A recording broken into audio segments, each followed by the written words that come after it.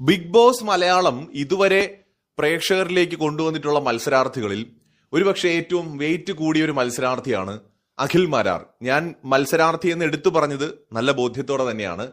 അതായത് മലയാളം ബിഗ് ബോസിന്റെ ഇതുവരെയുള്ള സീസണുകൾ എടുത്തു നോക്കിയാൽ ബിഗ് ബോസിനകത്തെ അഖിൽ മാരാർ എന്ന് പറയുന്നത് one of the best contestant ആണ് എന്നതിൽ ഒരു തർക്കവുമില്ല. അതായത് അഖിലിന്റെ ഒരു ജേണി ഭയങ്കര ഇൻട്രസ്റ്റിംഗ് ആണ്. അതായത് ബിഗ് ബോസിലേക്ക് വരുന്നതിന് മുന്നേ ബിഗ് ബോസിനെ ഭയങ്കരമായിട്ട് എതിർത്ത് വിമർശിച്ച് സംസാരിച്ച ഒരാള്, ആ വ്യക്തി പിന്നീട് ബിഗ് ബോസിലേക്ക് വരുന്നു. ബിഗ് ബോസിൽ വന്നിട്ട് വെറുതെ പോയില്ല, കപ്പും കൊണ്ട് തന്നെ പോകുന്നു, ജയിക്കുന്നു. പിന്നീട് ബിഗ് ബോസിന്റെ തന്നെ ഒരു പ്രചാരകനായിട്ട് മാറുന്നു. അത് കഴിഞ്ഞിട്ട് വീണ്ടും ബിഗ് ബോസിലെ ചില പ്രശ്നങ്ങളെ കുറിച്ച് സംസാരിച്ചുകൊണ്ട് രംഗത്ത് വരുന്നു. വളരെ വലിയ വിമർശനങ്ങൾ ഉന്നയിക്കുന്നു. അത് വലിയ വിവാദങ്ങളൊക്കെ ആകുന്നുണ്ട്.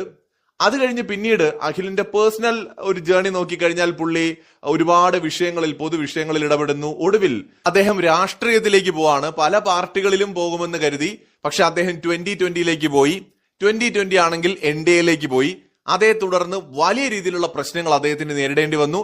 അദ്ദേഹം തെരഞ്ഞെടുപ്പിൽ മത്സരിച്ചു, പരാജയപ്പെടുന്നു. അതിന്റെ പേരിൽ ട്രോളുകളും പരിഹാസങ്ങളും കേൾക്കേണ്ടി വരുന്നു. അത് കഴിഞ്ഞ് അദ്ദേഹം ആ പൊളിറ്റിക്കൽ പാർട്ടിയിൽ നിന്ന് തന്നെ പുറത്തു പോകുന്നു, സ്വയം രാജിവെച്ച് പോകുന്നതാണ്. ഒരുപാട് അലിഗേഷൻസ് പറയുന്നു.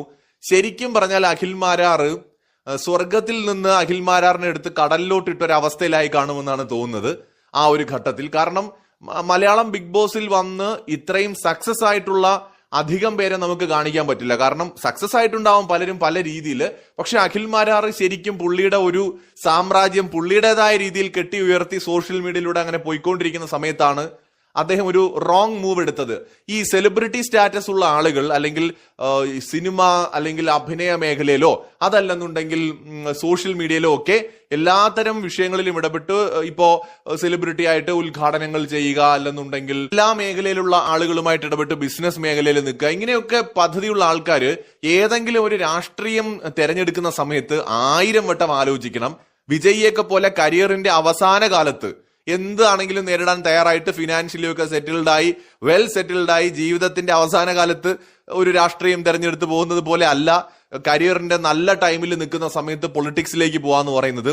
ശരിക്കും പറഞ്ഞാൽ അത് സക്സസും ആവാം, അതേ സമയം തന്നെ രണ്ട് സൈഡ് മൂർച്ചയുള്ള വാള് പോലെയാണ്, ഇരുതല മൂർച്ചയുള്ള വാള് പോലെയാണ്, പണിയും കിട്ടാം.